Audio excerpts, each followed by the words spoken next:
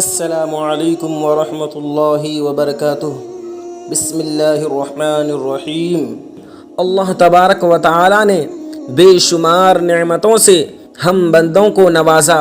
مگر اللہ تبارک و تعالی نے کسی نعمت کے عطا کرنے کے بعد یہ نہیں فرمایا کہ اے بندے میں نے تجھ پر احسان کیا ہے، بلکہ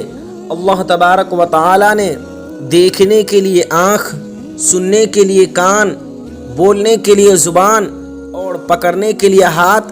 چلنے کے لیے پیر اور سوچنے سمجھنے کے لیے عقل و دماغ عطا فرمایا، مگر کسی نعمت پر احسان نہیں جتایا مگر جب اپنے محبوب پیارے رسول احمد مجتبی محمد مصطفیٰ صلی اللہ تعالی علیہ وآلہ وسلم کو ہم میں مبعوث کیا تو اللہ تبارک و تعالی ارشاد فرماتا ہے، لقد من اللہ علی المؤمنین اذ بعث فیہم رسولا، یعنی بے شک اللہ کا بڑا احسان ہوا مسلمانوں پر کہ انہی میں سے ایک رسول بھیجا۔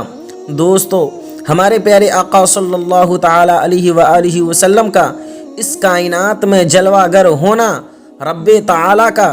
سب سے بڑا انعام اور سب سے بڑا کرم ہے کہ اس نے ہمیں اپنے محبوب صلی اللہ تعالی علیہ وآلہ وسلم کو عطا فرما دیا، اور یہ اللہ تبارک و تعالی کا ہم پر سب سے بڑا احسان اور سب سے بڑی مہربانی ہے۔